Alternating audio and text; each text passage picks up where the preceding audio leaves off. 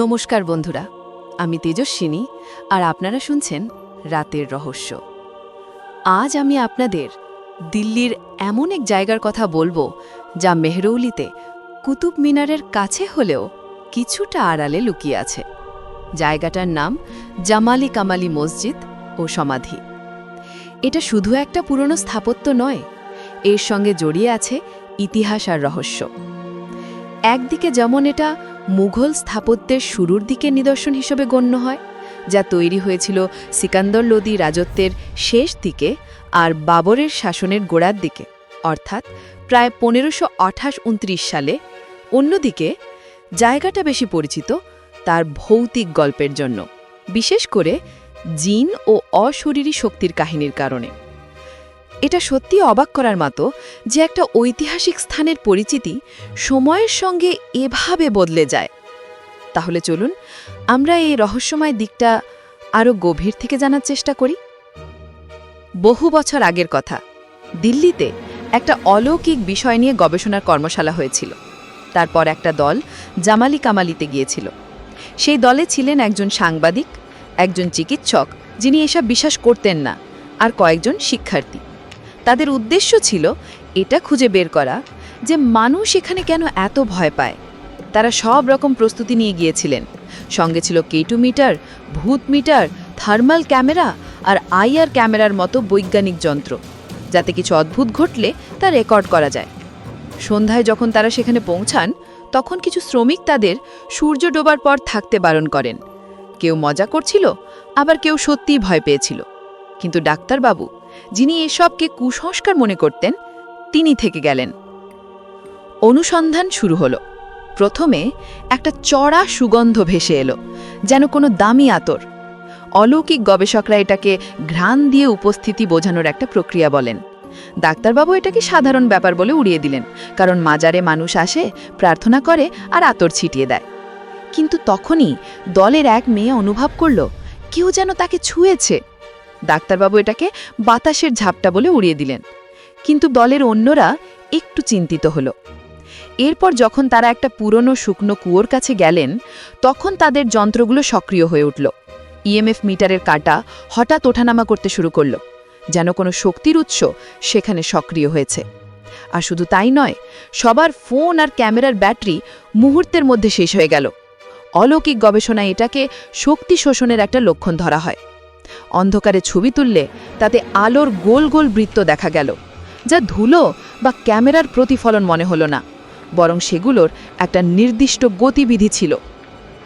এসব ঘটনার পর দলের একজন ক্যামেরাম্যান ঘেমে গেলেন আর বললেন যে তিনি দুর্বল বোধ করছেন, যেন তার সব শক্তি শুষে নেওয়া হয়েছে। ডাক্তারবাবু পরীক্ষা করে বললেন যে তার শরীর স্বাভাবিক আছে, হয়তো প্যানিক অ্যাটাক হয়েছে। কিন্তু ক্যামেরাম্যান বললেন, না, মনে হচ্ছে আমার সব শক্তি চলে যাচ্ছে। এটি ছিল তৃতীয় বড় অভিজ্ঞতা। গন্ধ, স্পর্শ, যন্ত্রের অসক্রিয়তা, বৃত্ত আর এখন শারীরিক প্রভাব। দলের বাকিরা বিশ্বাস করতে শুরু করল যে এখানে কিছু একটা আছে। এরপর তারা মসজিদের ভেতরে থার্মাল ক্যামেরা ব্যবহার করলেন। সেখানকার তাপমাত্রা হঠাৎ 20 ডিগ্রি সেলসিয়াস থেকে নেমে 15 ডিগ্রি সেলসিয়াস হয়ে গেল। ডাক্তারবাবু তবু যুক্তি দেখালেন যে পুরনো বাড়িতে এমন ঠান্ডা জায়গা থাকে। এরপর তারা আসল জায়গায় পৌঁছালেন, যেখানে জামালি ও কামালির সমাধি। আশ্চর্যের বিষয়, সেখানে সব যন্ত্র শান্ত ছিল, কোনো রিডিং ছিল না। ডাক্তারবাবু হাসলেন আর বললেন, দেখলেন, আমি বলেছিলাম না, সব মনের ভুল। তার বিশ্বাস আরও দৃঢ় হল। সেই আত্মবিশ্বাসে তিনি জুতো পরেই সমাধির কাছে মাটিতে বসে পড়লেন। এটা বিশেষ করে মাজারে জুতো পরে বসা অপমানজনক বলে ধরা হয়।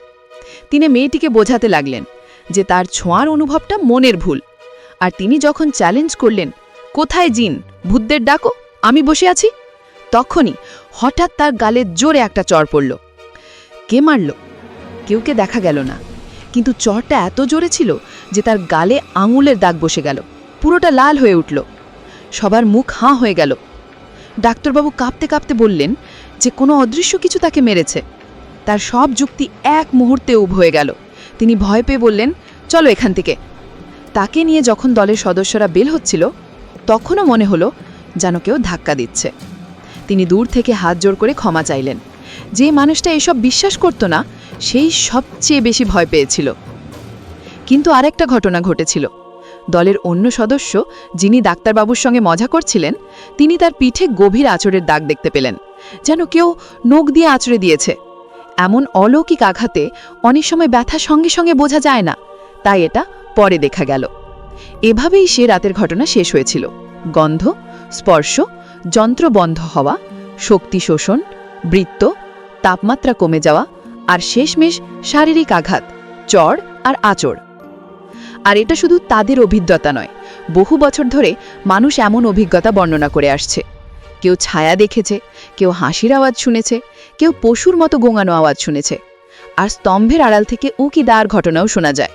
মনে হয় কেউ দেখছে, কিন্তু তাকালে সে অদৃশ্য হয়ে যায়। অদৃশ্য চড়ের ঘটনাও অনেকে বলেছেন, ঠিক যেমন ডাক্তারবাবুর সঙ্গে হয়েছিল। এসব মিলে জায়গাটা বেশ ভয়ের হয়ে উঠেছে। এই ভৌতিক গল্পের কারণে সেখানে ভাঙচুরও হয়েছে। এখন সমাধির ভেতরে যাওয়ার সিঁড়িতে তালা দেওয়া হয়েছে, প্রবেশ বন্ধ করে দেওয়া হয়েছে, যাতে যা কিছু আছে সে সুরক্ষিত থাকে। ভয় ইতিহাসকে বন্দী করেছে। সম্ভবত এই কারণেই জায়গাটা সেই গুরুত্ব পাচ্ছে না যা তার ইতিহাস আর স্থাপত্যের কারণে প্রাপ্য ছিল। তাহলে শেষ পর্যন্ত জামালি কামালি একটা ধাঁধাই থেকে যায়। এখানে আছে ইতিহাস, স্থাপত্য, সুফি সাধক, আর তার সঙ্গে আছে এই গল্পগুলো, এই অভিজ্ঞতাগুলো, এই ভয়, আর ততটাই গভীর সন্দেহ। আমরা সেই সব অভিজ্ঞতা দেখলাম, গন্ধ, স্পর্শ, চড়, আঁচড়, যন্ত্র, তাপমাত্রা কমে যাওয়া, আর সেই সব আওয়াজও যা শুনে কেউ বলে এসব অর্থহীন। প্রশ্নটা থেকে যায়, একটা জায়গার পরিচয় কিভাবে তৈরি হয়? কেন একই জায়গা কাউকে কিছু অনুভব করায় আর কাউকে কিছুই না? এটা কি মানুষের নিজের বিশ্বাসের ওপর নির্ভর করে, তার সংবেদনশীলতার ওপর? নাকি যখন বহু মানুষ কিছু একটা বিশ্বাস করতে শুরু করে তখন কি সেটা সত্যি বলে মনে হয়? অথবা সত্যি কি কিছু জায়গায় এমন কোনো শক্তি আছে যার প্রভাব বিভিন্ন মানুষের উপর বিভিন্নভাবে পড়ে? ভাবার মতো বিষয়। জামালি কামালির মতো জায়গাগুলো কি সত্যি ইতিহাস আর রহস্যের এমন মিলনস্থল, যেখানে পুরনো সময় মাঝে মাঝে আমাদের ছুঁয়ে যায়? নাকি এই জায়গাগুলো শুধু আমাদের নিজেদের ভয়, আমাদের কল্পনার প্রতিচ্ছবি হয়ে ওঠে? এই প্রশ্নটা হয়তো সব রহস্যময় জায়গার সঙ্গেই থেকে যাবে। আপনারাই ভাবুন, আপনারা কি কখনো সেখানে গেছেন? আপনারা কি কিছু অনুভব করেছেন? আপনাদের অভিজ্ঞতা আমার সঙ্গে অবশ্যই ভাগ করে নেবেন, কারণ এই দেওয়ালগুলোর পেছনে লুকিয়ে থাকা সেই সব ফিসফিসানি আর না বলা গল্প শোনার পর নতুন অর্থ খুঁজে পায়।